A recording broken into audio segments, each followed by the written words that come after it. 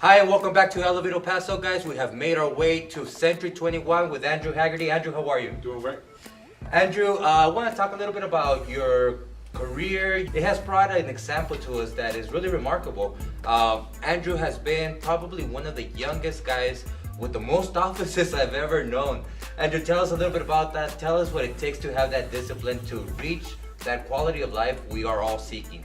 It all has to go from being a younger brother and growing up in the shadows of the popular kid, and one day realizing, I've got to either live in the shadows or make my own. And the day it hit me is the day I went to college, and I said I can make myself whoever I want to be, and I don't like who I am now. And so I kind of taught myself to do the opposite of what I'd always done in the past. Don't hide in the background. Go talk to people. Go interact with people. Join a fraternity. Ask the girl out. Do the thing that needs to be done. Join the sports team. And you learn, if you're the guy that is fun and interactive, people will want to hang out with you, and people will want to be around you. And now I've gotten to the point where I gravitate to the leadership role. I was put on the Building Standards Commission. In my third meeting for the city, I was elected chairman. Wow. And I'm the youngest president of the Greater Paso Association of Realtors. Ran for office, became a county commissioner. Was put on I was the vice chairman of the Solid Waste Advisory Council. I was the chairman of the Homeland Security Council. Was last year elected. I was given the honor of being the elected official of the year. Was set to be president of the Rio Grande Council of Governments, but that didn't work out since it was taken out by the blue wave. It's one of those things where, what you got to do is set a goal, understand what you want to become, what you want to do, and do it. And that's kind of what I've done. So I guess what you're saying that it starts with having a clear vision of where you want to go. Well, like I say, if you don't know where you want to be, you'll never get there. You got to know what you want. You got to have a reason to get up every day. You got to have a plan, and you got to make sure you surround yourself with those people. If you set yourself with people who have no ambition, you're not going to have any either, because people with no ambition are going to make fun of you for having one. Make sure you're not the smartest person in the room. Make sure there's someone there that can compete against you, that can push you harder. I was asked one time, what's the best self-help book? What's the best real estate book I can get? What's the best whatever? And the answer is the one you read. Right. The answer, it's kind of like you go to the gym, and I'm not the right person to answer the question, but what's the best piece of equipment? The one that makes you lift it, the one that makes you work out. And all it takes is saying, this is what I want to do. These are the steps to do it. Are you going to be willing to take those steps and follow those steps? Because it's hard. Anyone who runs for office has my absolute respect, because it is by far the hardest thing I've ever done in my life. To be nice that long, that's the hardest thing, is to have a smile on your face for that long. But to be willing to go out there and put yourself out there, right. Especially in today's era of social media and Facebook and Twitter, and with people who have never met you are calling you horrible things. You're like, geez. We've recognized that there's a genuine lack of role models in our society, mainly because of social media, that over-scrutinizing of shortcomings that people have.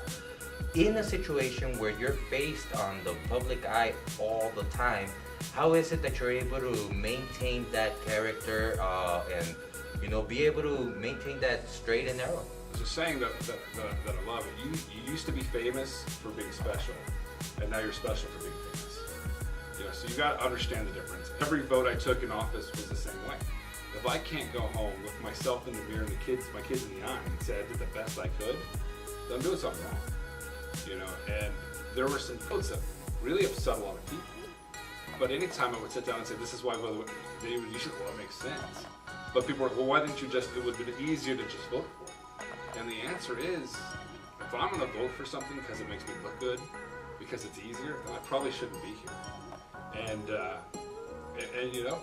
I have no regrets. I mean, even the people, and I think my biggest thing that I'm proud of, even the people I fought the hardest against for 4 years, were backing me, were supporting me, were telling me, I hope you win, because I think they understood the need and where I was coming from. I wasn't coming out of malice. I had a simple philosophy. I'm trying to make this community better, not for you, for the next generation, for my kids. I want El Paso to be a place when my kids grow up that they want to stay, they want to improve. And if you have that goal and you do it right, you're going to upset people. You know, I believe it was Stephen Jobs that said, "You want to make everybody happy? Sell ice cream." Right. So there's a couple of things you touched on right now. One of them is the fact that it's not easy. Regardless of what you do out there, life isn't easy in general. It's something that you gotta face here. You gotta be working hard towards. And the other aspect of this is the fact that you had an anchor of character that, regardless of going against the wave, regardless of anything else, you had a vision of a higher purpose, the well-being of the community mainly. Are these two fundamentals something you say is necessary for everybody to start raising their quality of life? I don't care if it's business, I don't care if it's politics, I don't care whatever it is. If you're out for what can I get out of it, then you're gonna lose. And you may win short term, but you're gonna lose. You know, our goal in a real estate transaction, our goal in life is everybody wins. There's no reason not to. If you're out for the quick buck, if you're out for the easy buck, you're gonna be out quick because you've got to create that long-term goal and long-term set. And you know, is it easy? Is it? Nothing's easy. You know, nothing. I don't care what job you're in. There's a reason it's called work. Right. You know, even if you love it, there's days you're gonna be like, you know what? I'd rather be doing something else. Right. But if you can get up every day and go, you know what? Even my tough days are pretty good. Then you're doing something right. So we have a vision, we have the determination, and we have rules that we gotta follow. Andrew, you've been awesome. Thank you so much for your advices. Thank you for the time that you've given us, and we look forward to being back in touch with you. Absolutely. Thank you so much. Thank you. All right.